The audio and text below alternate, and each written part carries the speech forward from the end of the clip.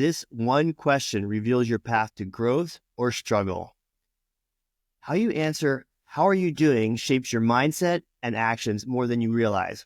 Whether you're getting better, staying the same, or feeling worse, there's always a way to move forward. Today, we'll break down how to recognize your progress, leverage your strengths, and make small but powerful shifts to keep improving. Dr. Teplow, how are you doing? Such a great question. I'm doing great. And it's fun to be here talking about behavior design and how to promote sustainable change so that you live the person you want to be. You live your dream. So we often ask everybody, how are you doing? And that's like a common question to ask. And there's, three ways that we talked about how you answer that. I'm about the same, and I'm about to say, like, lots of people say that same thing, or, oh, things are going better. This, or I'm in a tough spot. Something's not going well. And so each of those have a way to respond to that helps bring out the strengths and skills, like I said before, and gives momentum of moving forward. And so can you talk a little bit about those different ways? Yeah. So it's about asking two kinds of questions: what questions and how questions. And regardless of how people answer, there are always what and how questions that can direct attention to things that will help people. Not that we're trying to impose on people, but that will help people gain full perspective of what's going on. And I say that very deliberately, especially when things are, just same old, or that's been really tough. Things are not going well. And I want to interject too, and it's not just asking somebody else. It's the same. It's asking yourself. This is a lot of the question time. This is the question you're asking yourself more than you're asking anybody else. How am I doing? And or even if you're not consciously asking yourself that question, you're answering that question. I'm not feeling great today, or I'm cruising along the. I'm like, oh, I'm super excited. I got this going on. That's where the question you're self-coaching yourself, obviously. Yeah, that's such a great point. Thanks for bringing it up because, right. Our little brains and our little minds are talking to us constantly. And we may not be deliberately saying, well, how am I doing today? Let me take my pulse. But it's always there. Man, things are really, I'm feeling really low, or, we're constantly doing that. So, so that question is, what do we do with that? And the point, I think, is for us all to help ourselves and others around us live as fully rich, meaningful lives as possible, even in the context of hard stuff. So let's go back to the what and how questions. If somebody's doing great, then it's, wow, how are you doing it? What are you doing? Or yourself is like, things are going well for me today. Then capitalize on it. And, I forgot what that's an expression, what can't be, what isn't measured can't be acted on, or what's measured can be addressed or whatever. Yeah. So when you catch yourself going, I had a great day today. Yes. Ask yourself, what did you do and how did you make it be great? Because then you can replicate it and sustain that greatness. It's the noticing of what noticing. Yeah. How you did it and what you did and how you did it. Exactly. And the more you notice what and how, of course, it reinforces and it produces feelings of satisfaction, or that's the reward. And the more you will do it. Say, oh, yeah, this is what I did. Yeah, that's how I did it. Oh, that turned out really great. Your brain's just happy, and you have a greater chance of replicating it. I think this is when we do looking at improving people's sleep. That's often, oh, I had a good night's sleep. Okay, what did I do yesterday from the time I woke up until I went to bed? And how did I manage to be able to do that? And noticing even in the smallest detail what you were doing, and then again, how can you replicate that? Right. And it also is sort of like making a deposit in the bank. So when you articulate, label all the things that you are doing and the process by which you're doing them, you have that to draw on when stuff does get tough. because life ebbs and flows. So it's important not only to recognize what you are doing, that reward feels great, it reinforces, but it also is the investment and the deposit in the bank to help you get through other tougher times. Because you're defining it and labeling it, that's what you're putting in the bank, so that way you can pull that out later. Yeah. I mean, it's your brain is remembering it, and it's coming into more conscious control. It's not, well, I don't know what I did, I just did it. But when you notice, name, and label, you're using a language in a way that is, that is powerful. It's making the language a tool for you to use. Language is a tool. Absolutely. Language is a tool, and you use it strategically, deliberately, strategically. Yeah. So, well, now how about, so things are going well, and yeah, go ahead. I just thought of something also that I think is important to note. We ask what questions. So we look at what are we doing? And we look at how questions, which is the process. Notice in all of our conversation, we didn't say, well, how does that make you feel? Yeah. And that's super important, because we are in control of our feelings. We're in control of what we do in response to our feelings. So when we focus on what we're doing and how we're doing it, those things that are good for us or that are positive, we ask what and how. That does then produce feelings of satisfaction, which reinforces, but we aren't focusing on how did that make me feel. In fact, we never ask ourselves that. Why? Because there's no agency. So the what and how questions emphasize agency and help us build agency. Yeah, and then agency builds. Absolutely. Agency is the capacity to make good things happen. Absolutely. So let's then look at when things are, because the feelings when you're happy and things are going well, that's obviously feels great. That's just a feeling too as well. And that's why we want to label and notice the behaviors that we were doing. But the feelings are even harder when we are, things are not going well, or maybe they're just staying the same. Same old, same old. Same old. Yeah. So how do we look at that in a way that affirms that we're doing something, I put this in quotes, positive, something that is life affirming? Things can always go south. What's that Murphy's Law? If it can go badly, it will. But I think when it's same old, then we need to honor that we haven't slipped and that we are continuing on the path. So the question is, well, how am I keeping it going? What am I doing that's keeping it from getting worse, slipping? How am I maintaining that? Okay, same old, it hasn't improved, but it hasn't gotten worse. How did I keep it from getting worse? What was I doing? So it's the what and the how again, and recognizing again, expanding our perspective. It's not just things haven't changed, but things haven't changed and they haven't gotten worse. So it's putting a context around it. Yeah, and what I like again too is when you have that feeling, you're taking yourself out of the feelings that go up and down like a storm all over the place, and you're taking it more into noticing the actions and the behaviors that you're doing, and even the environment you're with, and the people you're with. So that way you are taking yourself out of that emotional state and putting it into noticing that these strengths and skills and what you were doing and how you can replicate that.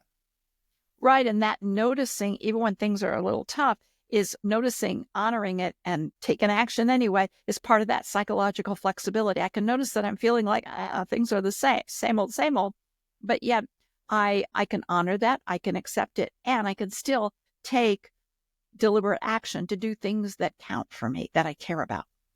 Yeah, and this is not just trying to be positive. Even toxic positivity is a term that is out there. Just being positive for being positive's sake, because sometimes things are not going well, and you can't just positive your way out of it. I love that. You can't positive your way out of it. Right. So toxic positivity, I think that might be a new term for people. Yeah. And it just is like, put on a happy face. Well, I think the classic, it depends what age you're in, but the classic, and I've heard this too many times for women who've had miscarriages. Well, at least you know you can get pregnant. That is the lead balloon. That is toxic. That is probably the exemplar of toxic positivity. It doesn't help.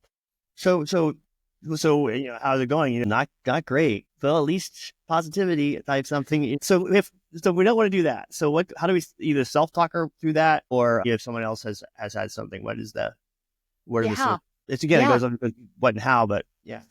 It's the what and how. And so when people are struggling, when you're struggling, the point is you may be struggling and you're still managing to get out of bed in the morning, or to have a thought. Even if you're not getting out of bed in the morning, you're awake, you have a thought. What am I doing that is just keeping me going? How am I managing? What am I doing to cope? Because if you're, not staying in bed with your pillow over your head, you are coping in some way.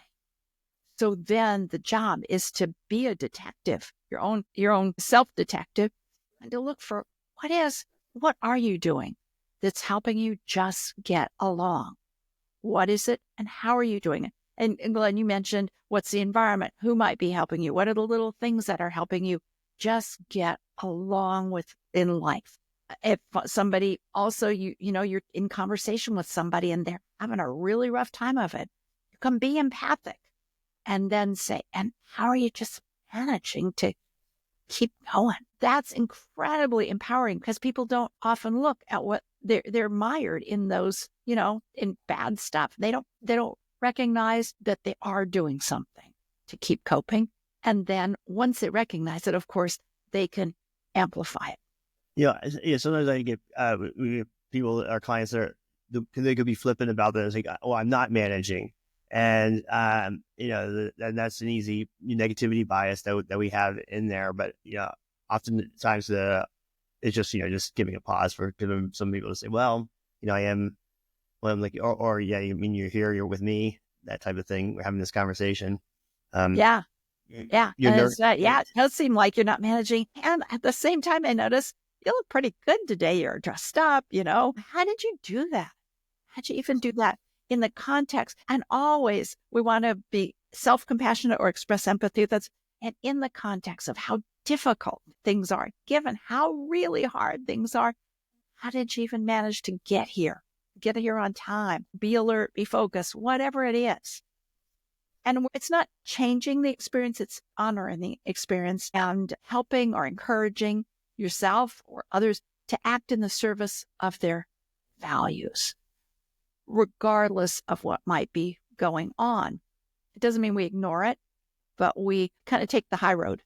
Yeah. And when things are going, not or getting worse or not as well, the feeling part of us can dominate the moment. And I think that's again why asking this question is like, how are you managing? What are you doing? Gets you out of that dwelling mode. Yeah. And I think that you bring up a really important point, is the dwelling versus the acting and experiencing. So dwelling on something is getting stuck. I think of dwelling and ruminating and becoming paralyzed and not being able to take valued action, versus experiencing and being present in the experience for the totality of the experience, because you're alive. It's when you're avoiding what that feeling is, you're not alive. I'm thinking in the tough times when people, let's say in loss. I went to a couple funerals this last week. It was kind of nuts. But, when people are at such, experience such loss, what do you say, or what can they say to themselves? And when they're open to experiencing that loss and acting in the service of those values, if they loved somebody, then grieving is very appropriate. You're acting in the service of your values. To get stuck in there is a different story. Yeah. So this self-talk that you would have with yourself, and that would be getting, you're not really having great positive self-talk with yourself if you're getting stuck in that moment. But how does this approach impact the way you would perceive or respond to challenges going forward? Well, any evidence you have of coping, managing is good evidence. All data is good data, if it's negative data, it tells you, what not to do or how. And if it's, good data is you experienced something hard and you got through it. It tells you can get through it. And also you can ask at those times, was I showing up in the world the way I want to be? So, was I the best version of myself, appropriate for the context in the moment? The best version of yourself when you, like you said, the funeral day is going to be different than the best version of yourself on a day that's running well for you. Yeah, it's respecting the experience and honoring it. And I think emotional regulation plays a part of it. Not regulating, meaning not taking away from grieving, let's say, but being able to work with it in a way that's productive. Yeah. I think of obviously death is an extreme version of the struggle, but that I think in my experience with loss, that self-talk is really useful to asking about when at other times that I've been through tough times that has been able to shift me out of that. I think just in just those, you can really shift maybe not fully getting into getting better or even the same, but it's not getting yourself from getting even worse in those conversations. Yeah. And I think there's another question is, what does the way I'm handling this situation right now say about the person I am or the person I want to be? And that's, that psychological flexibility. Yes, I can experience this or that. I still maintain who I am. I show up in the world the way with my, the best version of myself. Yeah, I know. I was struggling with a relationship I was in, and I doing so much of this work for so many years. It was, I was in I'm not in a great space right now, so the relationship ended. But at the same time, I was like, all these things you're supposed to be telling yourself that you can know that can help you. And they really did. Immediately I was able to not honor that time period where it's a loss, and then start to say, okay, how do I want to handle this situation that's going to stand my values? How do I do this in the best way that respects that relationship, respects who I am right now and who I want to be? And asking those questions were extremely helpful in that process. Yeah, that idea of choice. That's really epitomizes resilience, psychological flexibility, recognizing you have choice and you're in control of your reaction. That's beautiful. I think you bring up something that what you said made me think about separating yourself from the momentary feelings. And how do you do that so you don't get enmeshed or, locked into that, whatever the bad feelings, that could be disappointment or loss or grief or whatever. And we talked about language when we first started. It's to use a linguistic distancing and noticing. And so instead of saying, I am sad, I am frustrated, I am disappointed, we separate ourselves from that feeling by externalizing and say, I notice myself really feeling sad. I notice myself. I see that feeling of sadness coming on. That's a very powerful way. It's super subtle, but it's a very, very powerful way to separate yourself and to free yourself from kind of that paralysis of negative feeling. It doesn't change it. It's not like, oh, I'm so happy now, but you're honoring it, you respect it, and it is not your identity. Yeah. And as I said, is how do I now want to respond to that? Or how do I want to show up for that? How do I want to honor that feeling and that whatever that happened? And how do I want to be in this? How do I want to go forward in this? What do my future self want me to, how to handle this? Type in some of that more dissonance. Yeah, right. And if I were looking back and said, yeah, I handled that in a really great way that makes me proud of how I did it, what would I be doing? And that's a kind of looking from the future towards the present. And that's very powerful. And when you do that kind of thing, that kind of negativity bias, and you can't do that, it completely, or circumvents it. Just ask yourself, and so in this situation, what would my future self see that would tell that future self, I've done a good job, proud of how I did that? Ask that question, you'd be surprised about what comes up. And that does open the door to consider many possibilities that you might not have considered before. Well, I think it's a fantastic place for perfect place for us to wrap up. I think everyone now will have just a much more rich way to answer the question, how are you doing? Now that we've listened to this conversation. I also want to note that we have a download called the 29 Laws of Resilience that could be really useful for everyone. And the link will be here in the show notes. If you have, and if you want to learn more about our unique solution-focused approach, which we were doing today, and book a complimentary coaching session, visit staminalab.io. And if you found this video useful, be sure to like and subscribe for more. Thank you, Dr. Teplow. Thank you. Always fun. Yeah, this is great. Thank you for everyone for listening. Until next time, remember, you are your own lab, you are your own experiment, and you are your own best coach. Be well.